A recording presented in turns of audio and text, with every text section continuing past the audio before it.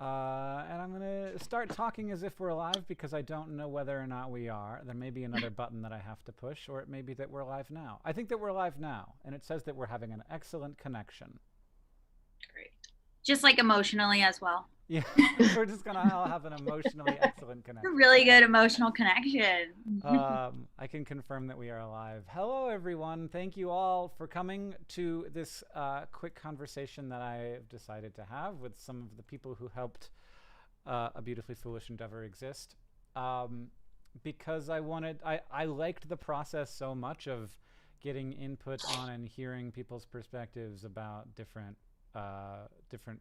ways to see my characters in my book, that I wanted to open that up a little bit and have a conversation about it. So based on how I am seeing things, to my right is Danielle Goodman, who is an editor currently living in San Francisco, mostly edits nonfiction and business stuff, but so I threw you a curveball here and wanted you to do something new, and reached out initially just because to Danielle, because I was looking for to have a character that was an immigrant background, and didn't really know how that was going to take shape.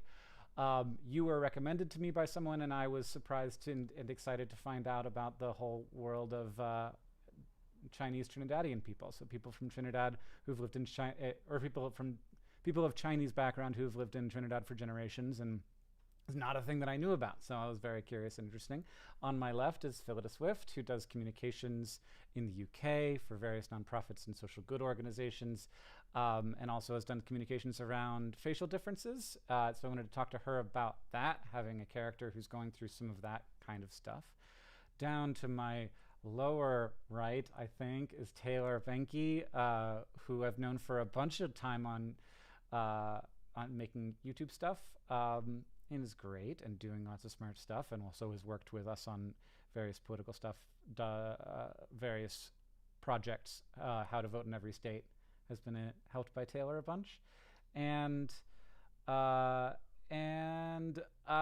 wanted a youngish person also was a perspective that was turned out extremely valuable for Taylor to have, to be like, that's not how the youth do it, Hank. And also just sort of different race, different sexual orientation, different perspective, different gender. And then, of course, we have Gaby Dunn to my lower left, who works in all sorts of things, making media happen in Los Angeles and making comedy and good stuff. And is accurately pitched as a professional bisexual. And I'm happy to be a part of that way of you earning your living. Thank you. So I have lots of questions for you, but I apologize. I'm now going to talk a little bit about how. So basically, the first book was written from the perspective of a young bi woman, and who does not like me. That is not my experience of the world. I was born in 1980. April was born in 20 years after that almost. So that was a challenge. But then the second book, I'm like, okay, now I have 4 point of view characters, and they all have very different perspectives, and so I need even more help. And opening that up, and being comfortable doing it, I felt like I needed a bunch of readers who have different perspectives than me. And so I sort of carved out a budget from my advance. So this wasn't something that the publisher paid for in my case. It is sometimes a thing that the publisher will pay for. But because I got a big old advance, it almost was like, I don't need them to be thinking about that. I should be, doing it how I feel like is right for me. And started to reach out to people and got a bunch of perspectives. And there's one other person who did this who wasn't able to come today, Ashley Ford. And so reached out to those people, and it's not an insignificant amount of work, especially for people who had to go back and read the first book in order to inform the second book, and then also do editing. And so I guess my first question, and I'll just do this as I'll point to people, I guess, but why, when I reached out, why was this an interesting enough thing for you to want to do it? And it's okay to say money, because that's one of the main reasons we do anything in this world. So Phyllida, can you start? Of course. Yeah, I mean that definitely from memory that does strike me as something that stood out was the fact that you were very upfront about the fact that it was paid, which is so un-British, by the way. So I was really stumped. And I immediately Googled you, and I immediately went and saw your YouTube subscribers, and I thought, oh, well, he must have some form of credibility. Okay.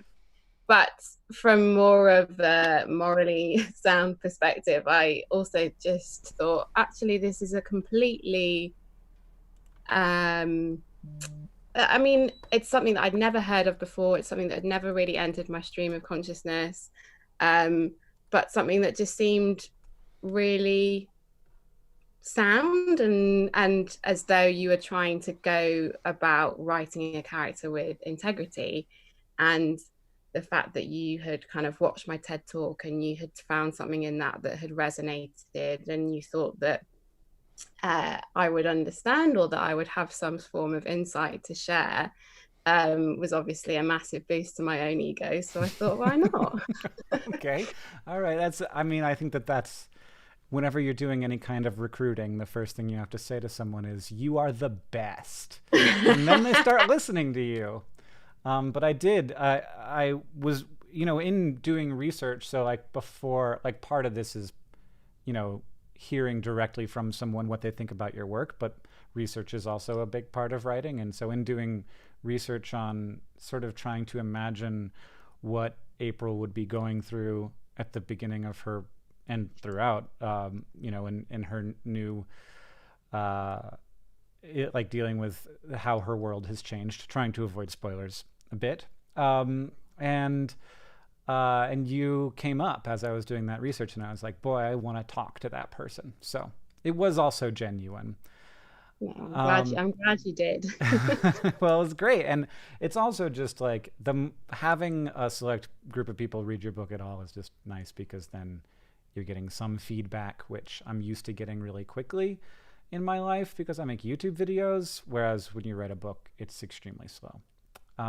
Danielle, you are the other person who I didn't know before I did this. Why did you say yes when I reached out?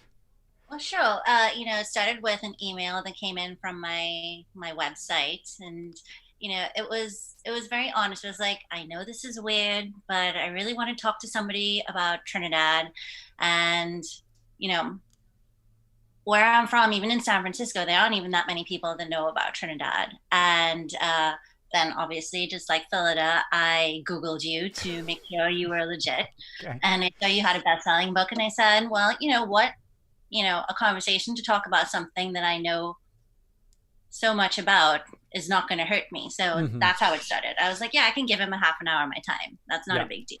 Yeah. And that was initially just like, hey, can you help me find someone? And that was how that conversation was started out. And so that wasn't even a paid conversation. So thank you for doing that.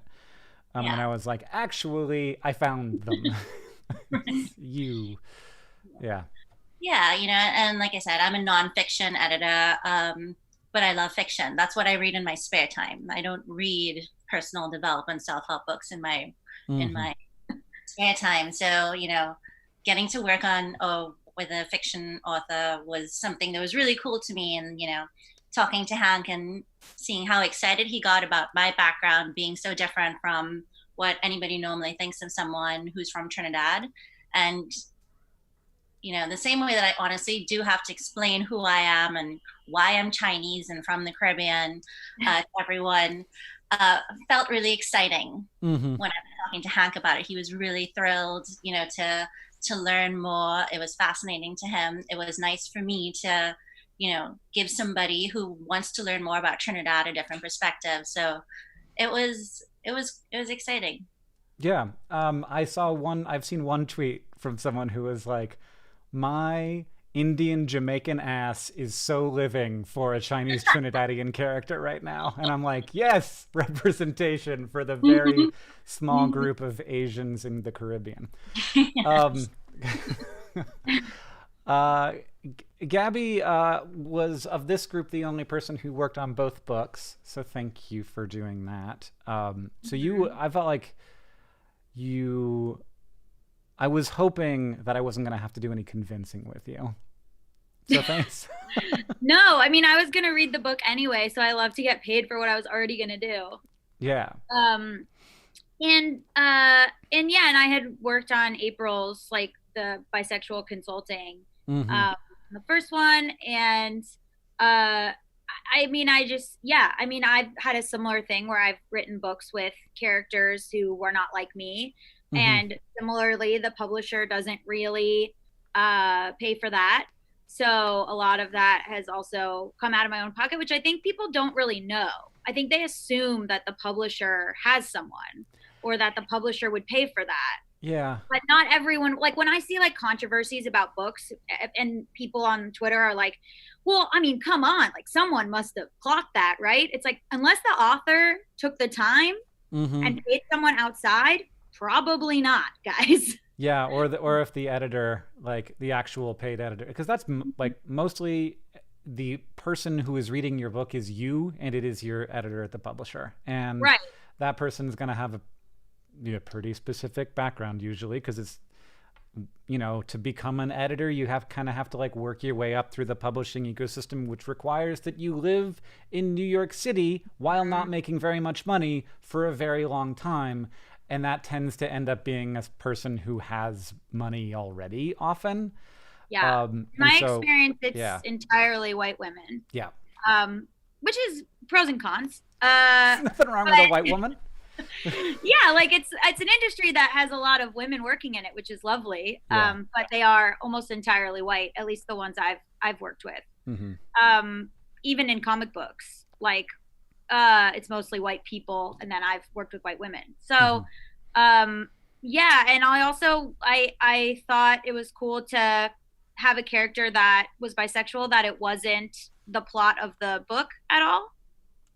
And it felt very like modern in that way, that the book isn't like she comes out and there's trauma. It was like there's a lot of other stuff at play. So yeah, I was happy to help. Yeah, and you were very helpful in the second book in dealing with people's identity issues, even at like in a place where they're not so secure in that. So that was also a different thing to be working through.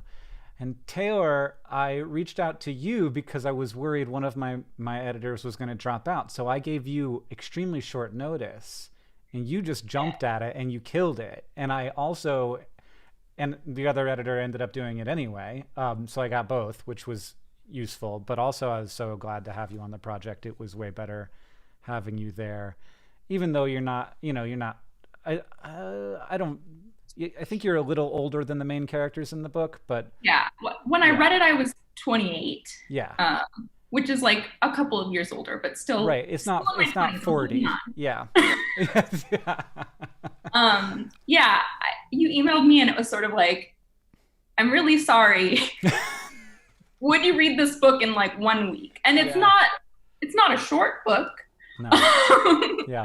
But you happened to catch me at a time where I could do that, and I was going to read it anyway. I've known you for years and worked on stuff with you for years, so I've given you my opinion on a lot of things unsolicited.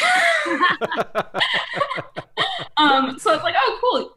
You want to hear what I have to say, and also I can be compensated for it. And also, like, I write for a living, but not fiction, and so I was just sort of like curious about what the process was, and so it's sort of like, ooh, I get to kind of peek behind the curtain, and that'll be fun too. Yeah. And I think, and so my experience of every one of our conversations was just like so enlightening and interesting, and it's not often that you get to just have like a kind of hard conversation with someone you don't know that well, and I feel like it's something everyone should do once a month, no matter what. It's really enlightening and interesting, and I just think that there's so much. And it's almost like having the layer of like, this is about this other thing that we're trying to make, and you're trying to help me make it. Allows it to be separated from like, this is about me and what I'm doing. It's about like, this is about this project. But I'm curious how you deal with / dealt with the times when you felt like you were going to have to say something that might be awkward or like, you know, if it might like make a lot of work for me or for the author you're working with, or if, you know, you're going to have to say like, this feels a little racist, and that's not to say you're a bad person, but like everybody, yeah, you like those tropes might not be so visible to you. And so like, how do you interface with that? How do you come into that conversation? Anybody can raise their hand if you want. I can start because that's pretty much my entire job is having difficult conversations with authors to help them improve their work. Mm-hmm. And yeah, you know, it was so good working with you, by the way, because Danielle, like most of this is like very free form and like, we're going to have this conversation and you'll have written some notes down and tell me about them. But Danielle is like, here is your document with like each excerpt and what I thought about. And I was just like, oh yeah, you do this for a living. Yes.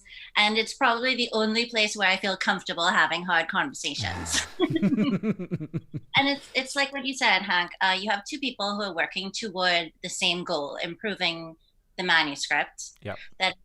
So you can separate it from, you're not good. There's a part of this manuscript that could be better. You know, that's the kind of difference that I always work on. And especially honoring the work and the intent of the author. Because like even the crappiest manuscript takes a lot of work, you know, and I think you have to give it to anybody who's willing to take the time and invest in putting their intellectual property on paper. So that's something that I always really try to set the foundation of at first. Is like, you did an amazing job. You did it. Yeah. So I think that always helps. It's like you ran a marathon. Maybe it didn't have great form, but you ran a marathon. Yeah. So that's, you know, so I always start from that place, honoring the work and the intent. And then it's also recognizing the emotional attachment that someone has to their art is, I think, really important. And, you know, when I first started out, I used a lot of modifiers. I think that maybe we could think about doing this possibly differently. And in a way, you know, it does dilute the message.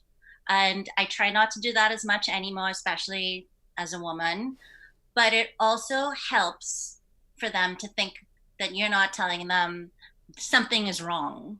Something could be wrong. Let's think about it together, you know? And so it's a more collaborative process as opposed to I'm telling you what you need to do and not do. So that always helps a lot too. And the last part of it is always providing background for what I'm thinking and always offering a suggestion for how to fix it.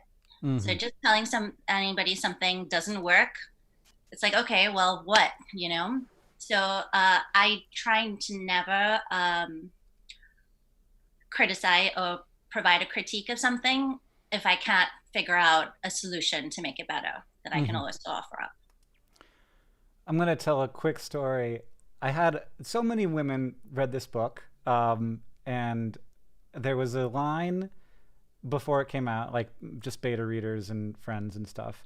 There's a line in the beginning of the book where Andy's like, sometimes it's just nice to have someone make you a sandwich, when he's talking about this girl that he's just met. And a lot of people read over that line and were like, hey, you know, that's just like a thing. But like Danielle was like, I think some people are not big fans of being like, a woman should make me a sandwich. Like, that's, maybe you should avoid that one sentence. And I was like, shit, man, I don't know how I missed that. Turns out I'm a guy. So yeah, it can be little tiny things like that where you're just like, you know, you're just going to step in it a little, and it's not like, you know, you're going to like, it's going to be the end of your career or anything, but like, don't step in it if you don't have to. If you remember, Hank, I was just reading through my notes, but I also gave you the suggestion. Maybe you could make Andy say that and then call him out in the book. So you could keep it in, but like also acknowledge that, of course, Andy was kind of putting his foot in his mouth while he was saying it. You know, and it's so that, getting a suggestion for a solution oftentimes is just like, it's not saying this is the solution. It's saying there, like, solutions exist. And that's empowering. And so, like, in the moment when you're having that feeling of like, my book sucks, it's like, no, look, a solution exists. Yeah. I think for me, like, so this is also my job, but it's not my job in that I'm a Black queer woman who works in like the social justice space. So I feel like at every job I've had, I've been like, all right, we need to have a conversation about this work that we're trying to do, and gotten in trouble for that a lot. So this was great because it was sort of like, all right, I'm ready. Hit me. Like, I am inviting this conversation. And I think one thing that I did to kind of, you know, because I came to the first call we had with like a long list of like, hey, these are things that like a Black person wouldn't say. But then like, I think part of it was also pointing out like, oh, you got this really right. Like this is exactly how it would happen. Like more of this, I think also was a way to kind of not make it just, here's a long list of you know, tough things. It's very helpful. Very helpful. And then the other thing was just sort of like, there were certain points where I would be like, this feels wrong to me, but get a second opinion. Like there was a point, there was some conversation that was being had around bisexuality. And I think the first read, I was like, I don't know how this would go. And then Hank was like, well, I had another person tell me that this is, and I was like, was it Gaby Dunn? What was it? It was, well, I don't want to spoil it, but there was somebody being like much, much more straightforward about like, hey, you're bi. And I was like, I would be a little gentler, but like, I can see that Gaby definitely wouldn't, knowing your internet presence. Yeah. And so like, could be either. I'm not the only Black person or bi person in the world, nor am I the only person reading your book. So sort of like, this feels off, but I might not be the like final word on it. Which is really helpful in having more than one opinion on the thing. And then it's like, all right, well, I'll just get you two on a phone call and you can fight it out and tell me what to do. Oh my God, we're not a monolith. This is crazy to find out right now here on this. Yeah. Did you know that there's like 2+ bi people? Like no, I don't think possibly more. No, I don't think so. I've never heard of it. I just didn't want things to be wrong. Like I just was like, if you're gonna put something out, like I would rather not have you canceled on Twitter. You know what I mean? Like I would rather they get it, you get it. I never understood that. Like I've done consulting for other forms of media, and I've been in the room and they've been like, thank you for being in the room. And then I'll give a suggestion and they'll be like, no. And like, I don't understand that, because it seems like sometimes people only want you to consult if you're just going to say everything that you wrote here is brilliant. And they don't actually want you they want you to co-sign. They don't want your opinion. And so that later when they do get in trouble, they can go, well, she co-signed it. Oh, wow. Yeah, I guess that makes sense. And then I'm in trouble. So I, even though they didn't take my suggestion, and I've had that happen kind of a lot. Wow. Welcome to Hollywood. And so I was like, I would rather this be nuanced. I would rather you not put something out that is gonna like cause people to be hurt, you know? That just seems obvious to me. Yeah. And I mean, like, I think that that people in that situation need to consider that this is not like, help me not get canceled. It's research. Yeah. And like to be like, okay, well, we got Gaby Dunn signing off on it, so we've got our liability insurance. It's like, no, we want to make the thing better by having it be more informed. Right. but I don't know. Maybe they don't want any control on their creative vision, which is, I want to make things for people like me. I think the idea at the time was that I was being too social justice-y, that it was annoying. Which Taylor kind of hinted at too, that you kind of go into a workplace, and I've said this before, that when you work somewhere and you have a marginalized identity, you're doing your job, which let's say is writer, and then you're doing a second unpaid job, which is professional minority. And so you are doing your own writing, and then your friend or coworker or boss or whatever will come by and be like, hey, can you look at this script for me and make sure it's not homophobic? And you're like, I have my own script. No? Okay. I'll get right on your thing. But you feel the pressure. You want to help because you're like, I don't want this bad thing to go out, but I'm also not getting paid to consult on other people's, like, it's very, it's a burden. It's like it feels like the weight is on you. Emotional labor. Yeah, exactly. Yeah, I mean, I've definitely, like, that's definitely a thing. I think it's a thing in all workplaces. It's part of, like, the weight of being marginalized. And I'm waking up to that more. So thanks to everybody who's helping me with that. Phyllida, do you have anything? We went around. No, I think, I think, to be perfectly honest, from the perspective of someone who wakes up one day looking completely different, like wakes up with scars, wakes up with a complete, changed appearance, I think you got it really good. You did it really well. There wasn't anything glaringly offensive or untruthful or anything in there that, and I would tell you if there was. Yeah, I mean, and what you did do is, like, there were times when you were like, this seemed like there were moments that I was, like, legitimately afraid for, like, like how, like, what element does, self-worth take in this? What element is just panic? And, like, and yeah, and so, like, when in those, like, it's just very validating to have a check on that. It doesn't have to be like, the value doesn't have to be, look, we work together and we changed something. It can be, look, we work together and we know that it's okay. I think because of my day-to-day work, I spend all of my time reading news stories that are sensationalized or calling people out, or reading things that are just so outright offensive that actually the bar is so low when it comes to representation of facial differences. Like, genuinely, the bar is so low. But that is not to make light of the fact that you did actually do a really good job. And I think what actually stood out for me as something that I really didn't identify with was actually just how, like, body confident April is. Well, every woman who read the book said this, and I was like, oh well, that makes sense. That and then the other thing was, like, it seems like all of your female characters are pretty body confident, and I was like, yeah, it might make sense for there to be one woman who feels that way, but not three. So yeah, and so that was really helpful feedback for sure. And who does? If anybody who feels body confident, raise your hand. Okay, good. We can move on. Oh, just Gaby. Oh, what? That. I'm so sorry. What?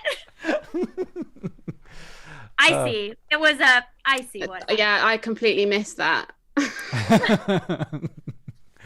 Yeah. So did were there? We talked a little bit about this, but are there any other things that I did that made any of you wary, and like big things that you would like to just hang a lantern to let people know that, like, this is the kind of thing that might go wrong? I'm trying to remember the conversation, because we talked on the phone, and I'm trying to remember the conversation we had about Miranda, or what the whole thing was.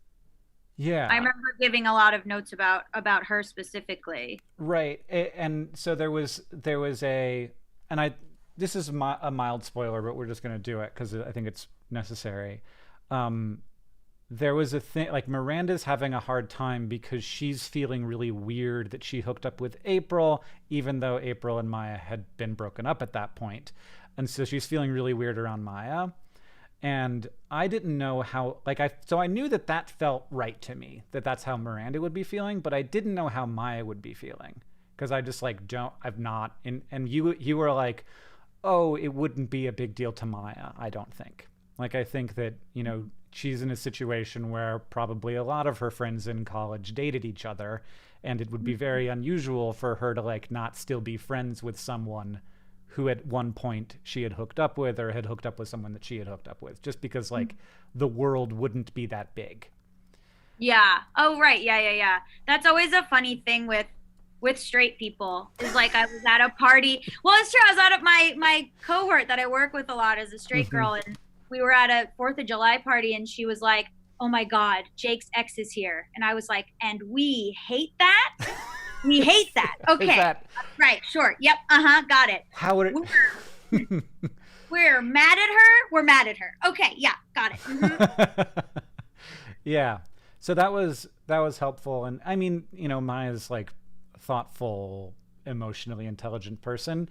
So, she was able to help Miranda and her constant imposter syndrome and all of the things that she does get around that. And that was really helpful because you were in Miranda sort of not having been in that space and having had only straight relationships, before April, that was stuff that, she didn't know how to interface with. And so and I was kind of in her position there, and I needed a Gaby Dunn to come and tell me how to feel. That's the conversation, by the way, where I was yeah.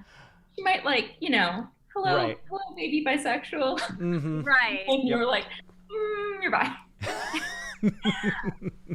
Both valid. Both valid. Yeah.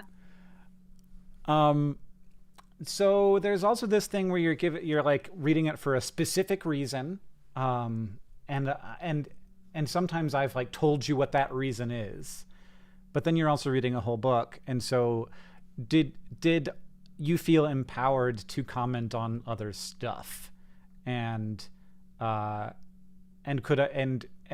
is there a way to make it clear that one, you're here specifically for this thing, but also two, please, if you feel something else is weird or good or whatever, let me know. I'm curious if you felt empowered to comment on other stuff. I think when it comes to intersectionality, I think you have to Mm-hmm. kind of see the characters holistically. So when it comes to character editing, I think I felt empowered to say anything about that character because every aspect of their identity kind of interplays. Mm-hmm. And as a woman, and there's multiple women characters, I also felt empowered to comment on the others too. Mm-hmm. In a way, maybe then, you wouldn't have if I was female, maybe. Yeah, maybe. And I would have felt less inclined to comment on the male characters again because I just don't identify with the inner workings of the male brain as well. Yeah, I don't know if I'm good at that either. Interesting because I feel so I was reading obviously mostly for Maya, but I think I might have given you more notes on Andy, which is the one thing I have nothing in common with this dude. Andy needed but I know notes. him. Yeah, but I've met. I know so many of him. Yeah, multiple of him. Mm-hmm. Yeah, and I think a lot of it was just my experience. I've dated a lot of white people, mm-hmm. and his experience processing race and gender. Mm-hmm. I was here are the conversations that I've needed to have with white partners, even really well-meaning ones. Yep. And they did not get it right away, or they mm-hmm. This was a conversation that we had to have, or a fight that we had to have mm-hmm. to get them to understand yep. what my life is like. So I think I talked a lot about that too. Mm-hmm. I didn't. I remember I had like one or two thoughts about Maya and race, but I was like, not for me. Like, I'll zip it. I just did the queer stuff, and I was like, look, Ashley's reading it, you know, Taylor's reading it, like, I'll keep my mouth shut. Which I don't know if that's right or wrong, but yeah. I think the bar to comment on something that wasn't specifically the focus of the work was higher. So it had to be something that was a bit more glaring, that if I don't say this, I feel like I'm doing you a disservice not to read it, not to comment on it. So that's kind of where I went. You know, most of my focus was obviously on Bex, but if there was something, you know, something that was a glaring contradiction that I wanted to, I would have felt like I'm not doing my job if I didn't tell you that it says 10 billion here and 20 billion there. And, right. You know, something like that. So yeah, I just use a different metric to see whether, is this something that I'm qualified to comment on. So if it's something editorial, yeah, I felt like I was qualified. Or is it something glaring that anybody could see that, you know, should be, you know, probably other people will point it out, but if I don't and it gets in, I'm not going to feel good about it. Yeah. Yeah, that was, I don't think you were the only person who caught that, but you know, it was definitely down to you and one other person. So those moments are, yeah, that is important. So I'm curious how to convince people that this is fun. Cause like I had conversations with all of you, and like, not like, one, I think you're all like emotionally intelligent, careful people. And so like, you didn't like come into it hot and with like trying to make me feel bad about anything. But like every conversation I had and have had doing perspective editing has impacted the work in really positive ways. And also I feel like impacted me in positive ways, and like created relationships with people that I'm happy to have relationships with. And I feel like just the conversation around this topic is turned up because it's involved in a lot of other stuff right now, but it doesn't need to be involved in that necessarily. It can just be like, this is how to do research to write good characters and to write better books. So I don't know, like any insight on how to make it not be a stressful thing and just a fun thing? Well, you get to tell, like, you get to help with the creation of something. You get to like inject, you know, obviously, like, cynically, like, it's a sequel to a book that did well. You're a known person. Therefore, like, the depiction of a bisexual woman will be read by more people than not.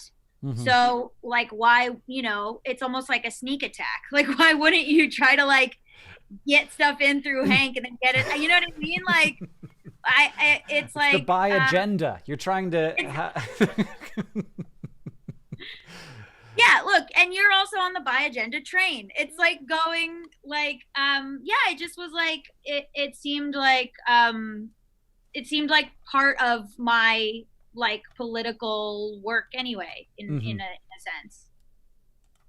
Yeah, I think that was, I mean, at least from my side of the equation, the really fun thing was reading the book. And like, there were certain things where it's like, oh, this line, you know, seemed like I expected there to be like smaller changes like that. But there were certain things where I was like, oh, this is like an idea I shared with you that now you have incorporated into your like worldview, and it was in this book, and that's like super cool. Like, that was really exciting. But also, like, I think the other nice thing about it was, because you treated it like research and not like, you know, I'm getting my check, that like it, like, I got to be an expert in something, and that was like cool. And I think that if you are on the writing side of it, trying to get a perspective from somebody that is different from yours, if you're just sort of like, you know, if I'm researching AI, right? For this book, like maybe I would speak to a computer programmer, right? Like treat it the same way. Like this is just a person with an expertise. And I think because you came into it like that, that's you got that same energy back. And so you don't have to be scared of it. Whereas had you not spoken to us and gotten something really wrong, the email you would have gotten from me would have been different. So I think, you kind of get the energy that you put out in that way too. Totally. Yeah, and I gather that you didn't go out seeking people who were known necessarily, or like the celebrity within a certain space. You didn't go for like the obvious person that would have all of the like, I don't know, would bring all of their fans along with them. I like to think that you went for the people that actually have the understanding that comes from a wealth of knowing other people with, you know, different experiences as well. Like I work with people every day and I hear different experiences and I hear insights that are quite conflicting with my own, but that just kind of helps to build my understanding of what the day-to-day life is like for someone who looks different. And I think you going to people who work in kind of either editing or like socialist spaces, or, you know, people who are out there kind of fighting for things, I think that sets the intention that you're not just there to get that singular person's perspective. It's like the wealth of their experience that comes from other people as well. Yeah, I mean, that's an interesting. Somebody just asked in the chat, how do you like go find people? And, you know, some of it are people who I know on the bottom apparently, and some are people who I don't on the top. And that, you know, like the process of finding the people to talk to is work. It takes time. And I think that it's easier for me, like both of you said, you Googled me and you were like, this guy looks legit. And so establishing that legitimacy, you know, is, you know, like might have to be done more in the email than like, I assume that these people will Google me. But it is, and I think that, you know, there were also people who I reached out to who said no, or who weren't available. So like, it's, you know, you can expect to not have 100% success rate when you're reaching out to people. Yeah, the other thing, Hank, is what you said at the beginning of our chat was that it was paid. It was not free labor. And when you're in marginalized identity, having to explain yourself over and over again is something that you know, that weighs on you and you have to work at every day and you can get tired of very easily. So when someone comes to you and says, this work that you've had to do to survive, to advance your career for your entire life, that you've had to do, I now want to pay you for because it is valuable and I acknowledge that it's valuable, turns things around. Yeah, and that's, you know, I'm lucky because I think that that's really hard when publishers aren't always supporting it, and that's not always the case. Sometimes publishers now are helping pay for perspective editing, but that's new, and I don't think that they would have paid for 5 people at the rate that I was paying. And so that's hard. You know, it's a lot easier if you are a YouTuber who gets a big advance. But like, I think that a lot of writers are used to, like, you know, if I do science consulting on books, like general science consulting, where it's like, read this and tell me if anything doesn't make sense, and I'm like, yeah, an aluminum foil ball wouldn't float, like that kind of like, it's, I don't, and then I'm like, look at the impact I had on this book, or it would, but it would float, it wouldn't sink, is a legitimate comment that I once gave on a manuscript. And the Lord's work. What? The Lord's work. The Lord's work. And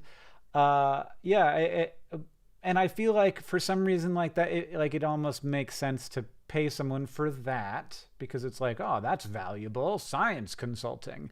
But but I wouldn't necessarily expect, like, if I wanted to talk to a paramedic to inform a scene in which there is a paramedic doing paramedic stuff, like, I wouldn't expect to pay for that. And so figuring out where the line is between, like, like what kind of expertise is being brought to the table is a really interesting question. But I think that, like, identity stuff, it is becoming clearer, is an expertise that is, and also how to talk about it intelligently and do it in a way that doesn't make me feel like, doesn't make a white guy feel threatened and like run away from it and be annoyed and just be like, I just want to write my book for white people. And, I think that that's all fraught, but like, I think that hopefully we're moving in the right direction where we can find some good rates. Like, I definitely came into this wanting to pay more than average, but like, I think that there should be some like regular rates established so that we know what we're doing. Allie asked, where did finding perspective editors fit into the publishing process in the first book? Was it before or after acquisition? It was after acquisition, so I had been paid money, so that was good. And it was after a manuscript was done. So you all read it at different portions of the manuscript being completed, so no one of you has read the same book, which is, I mean, unless you've read the final book. And that was interesting because it's very hard to sort of like line it up schedule-wise so that everybody's doing it at the same time. Yeah. Well, on the phone, you were like, this is not the ending. You were like, it's going to be different. And I was like, okay, you didn't have to pick up and say that. Well, it's because I'm extremely It will nervous. Be better. Yeah, like, that's okay. exactly what it was. Yes, it's it was me having, I'm sure, recently had a conversation with my editor who was like, this ending is trash. And then you're like, it's really rushed right now. And I was like, oh, I'm not giving notes on if the ending is rushed, but thanks. Well, I mean, I think maybe this is important to say, but like, if you're doing this kind of work, you are one of the first people to read the book. And if only the author and their spouse and their editor has read the book so far, and maybe their agent, then like, they're terrified that the book is bad.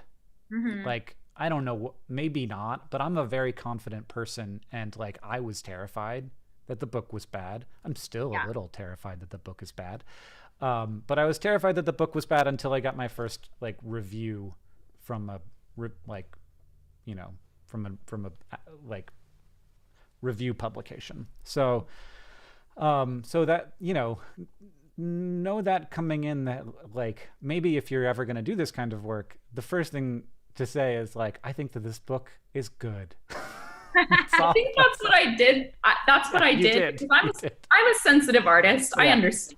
But so I was like, before I go through this list of like things that didn't work for me, I liked the book, and you were like, eh.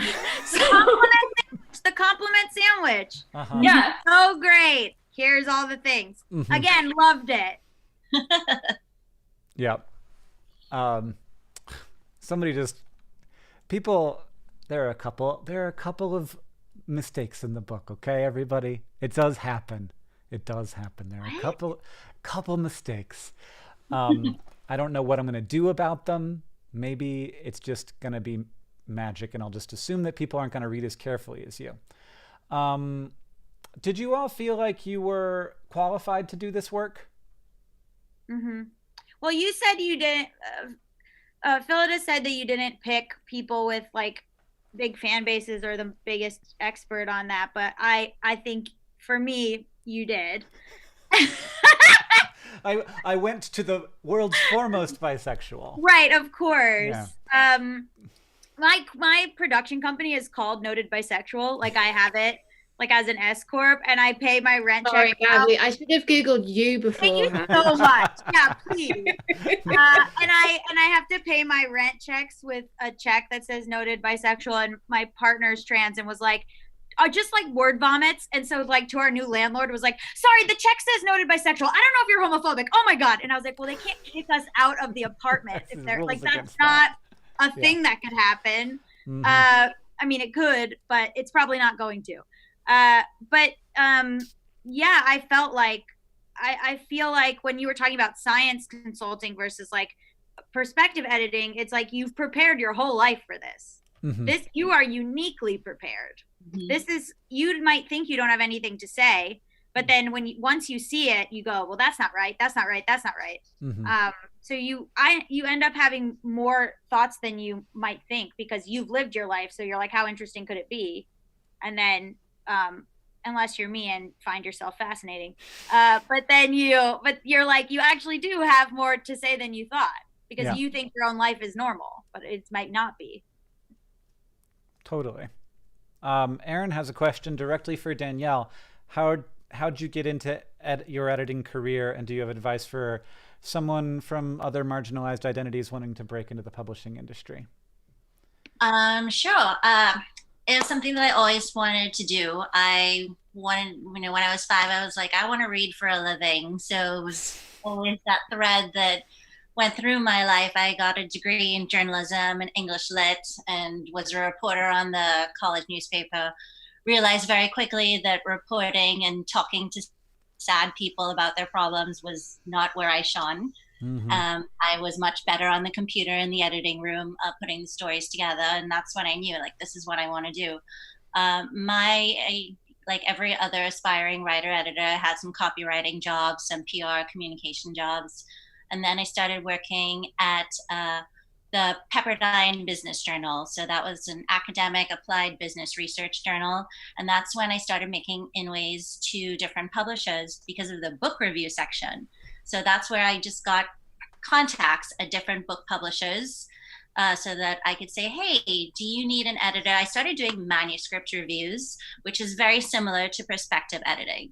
The one publisher that I do a lot of work with, and I really want to give them a shout out for being extremely inclusive and super excited about working with me because I had different perspectives. And that's Barrett Kohler here in San Francisco area. And so I started doing manuscript reviews for them. They really liked my work. And when authors, after the reviews for their first draft came in, and I would be giving them work very similar to what I gave you, Hank, what works, what doesn't, what could be improved, etc. They said, well, can you work with the author on fixing them? And that's how I got my developmental editing career started about 12 years ago. And now that's, it's really a word of mouth game. I think it's been a blessing to me to be here in San Francisco, where I think it is not as insular as the New York publishing industry, Mm-hmm. and especially working in nonfiction in the business world. So there are just a lot more people of color in that world than I would say in the fiction world. And I'm not good at promoting myself. I'm not good at putting everything out there. It's really been word of mouth for me, and really connecting with authors because they're the ones who'll tell their author friends, she was really awesome to work with. Mm-hmm. And, she really gets it. She understands. She's not going to make you feel bad about anything, So, yeah, hopefully that helps. Yeah. Mm-hmm. And we're about out of time, and we've had a really fantastic conversation. So I want to thank all of you for taking time out of your days to have this chat. I found it very valuable and interesting. I hope other people did too. I think I'm going to leave it up on the channel so that other people can see it. And if anybody has any questions, if you're watching this after it went live, leave in the comments below, and I'll see if I/anyone else can get to them. But thank you all for taking the time to do this and also helping me write book. So to end, can all of you just let us know what you're doing so that we can find you and look for you or follow you on Twitter and stuff, Phyllida? Sure. So yeah, my name is Phyllida Swift. I am a face equality campaigner. My main job currently is with a NGO, which is an alliance of international charities working to support people with facial differences all over the world. That is called Face Equality International. So give that a follow. And yeah, as I said, I am Phyllida Swift. So thank you for having me, Hank. Yeah. Danielle? Sure. I'm Danielle. I'm what is known as a developmental editor. So I work with people who have big ideas who want to turn them into books and figuring out what that process is. So themes, flow, hierarchy, organizational structure, language, questions to get deeper into what you're really trying to say. That's what I do. It's kind of like, I guess you could call it like a book coach. And right now my website is down, and I've been taking care of my 5-year-old daughter all summer. So I have not gotten it back up yet, but you can find me on LinkedIn or Instagram. It's D Scott, SCOTT, good, GOOD. Gaby. I'm Gaby Dunn. I'm a TV writer and podcaster and author. I'm at Gaby Dunn on Twitter and at Gabby Road on Instagram, which is a terrible Beatles pun because I did not think Instagram would take off. Taylor. So don't ask me to consult about anything relating to social media because it will be bad. That's great.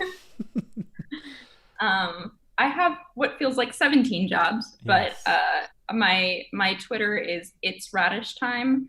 It's a username that I've had since I was like 18, and it's still around. Also, youtube.com/It's Radish Time is where I put a lot of my writing in video form. So if you follow me in either of those places, you will find out all of the other things that I do. Great. Well, thank you all so much for spending the time and helping out. And I'm going to push the button to stop streaming now. So thanks. Goodbye, everybody.